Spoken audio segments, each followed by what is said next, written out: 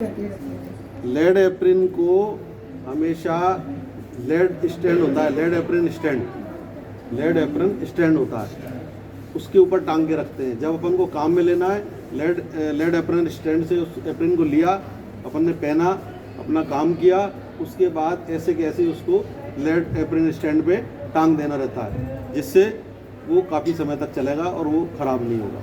और आप यूं ही पटक देंगे तो मुड़ जाएगा, मुड़ने से बार बार मुड़ने से वहाँ से वो टूट जाता है, फिर उसमें गैप आ जाता है, तो उसमें से रेडिएशन अपन को लगेगा।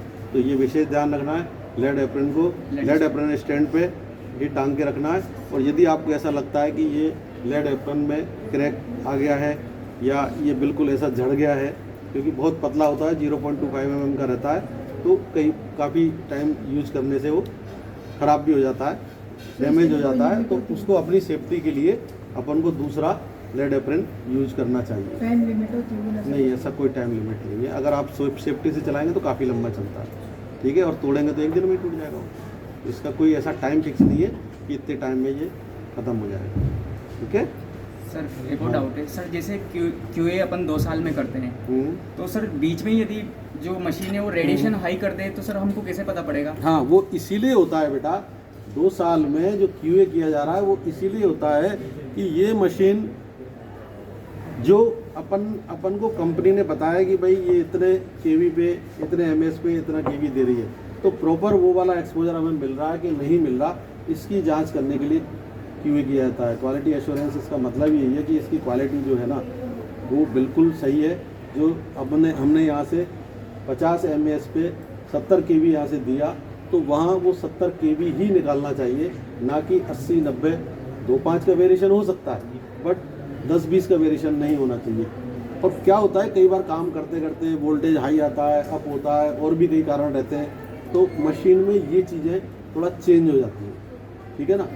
तो चेंज हो जाती है, तो इसलिए हर 2 साल में हम QA करते हैं। हर 2 साल में QA हर मशीन का होता है। आप जब भी नौकरी करें इस चीज़ का ध्यान रखें, जिस भी मशीन पे आप काम कर रहे हैं उसका 2 साल में QA अवश्य कराएं। 2 साल पूरा होने से पहले ही आप लिख दें आपके RSO को, आपके अधिकारी को, जो भी जिम्मेदार व्यक्ति हो, है ना, आप उनको एक लेटर लिख दें कि भाई इसका QA 2 महीने बाद ख़त्म होने जा रहा है या 1 महीने बाद ख़त्म होने जा रहा है, तो इसका समय पे QA कराया जाए। तो वो QA 2 साल तक मान्य रहता है। हम ये मान के चलते हैं कि 2 साल में इतना ज़्यादा 2 साल तक चल जाता है, लेकिन इस बीच 2 साल में कोई गड़बड़ हुई तो जैसे ही दोबारा QA होगा तो उसको अपन सही कर सकते हैं और रेडिएशन से बच सकते हैं। सर तो उस टेस्ट में वेरिएशन आता है तो फिर क्या करते हैं? वो सही करते हैं ना। हाँ, वो जो आता है उनका कंपनी का RSO आता है, वो इसको देखता है। जो मैन्युफैक्चरर कंपनी है वो अपना RSO भेजती है, वो RSO उसको चेक करता है और अपन को सामने रह के चेक कराना है। ऐसा नहीं कि हाँ भैया कर ले QA, तो वो तो कर देगा, वो चल रहा है, ज़्यादा दे रहा है कम दे रहा है आपको पता ही नहीं। आप सामने बैठ के कराएंगे। अभी उस दिन कौन कौन बच्चे गए थे मेरे साथ, आपने देखा, तो वहाँ जाके चेक करना होता है, सर्वे मीटर से देखना होता है। जब भी QA चेक करने आए आप उनसे कहें सर्वे मीटर से भी आप चारों तरफ इस चीज़ को देखें। ट्यूब के 1 मीटर दाएं, 1 मीटर बाएं, फ्रंट में, बैक में, और जो दीवार है, वाल, जहाँ पेशेंट बैठे हों उस जगह पे, जहाँ हम कंट्रोल कंसोल है हमारा, वहाँ पे कितना रेडिएशन आ रहा है वो आप सर्वे मीटर से देख सकते हैं, ठीक है ना। तो AERB की परमिसिबल जो डोज होती है उसमें रहता है तो ठीक है, और उससे कम ज़्यादा होता है तो वो उसको सही करना होता है। ओके, यस सर, ठीक है। लेकिन अब याद करो, आप पुराना भूल जाते हो, ये गड़बड़, ये ठीक नहीं है। तो आप पूरा अच्छी तरह से याद करके आएँ। ये बार बार मैं तुम्हें बता रहा हूँ, ये बेसिक है। बेसिक तुम्हें याद होगा तो ही तुम एक अच्छे रेडियोग्राफर बन पाओगे। यदि बेसिक याद नहीं रहेगा तो ना तो तुम रेडिएशन से बच पाओगे, ना मरीज को बचा पाओगे, ना वातावरण को बचा पाओगे। तो हमें खुद को भी बचना है, मरीज को भी बचाना है, और वातावरण में भी फालतू का रेडिएशन ना जाए।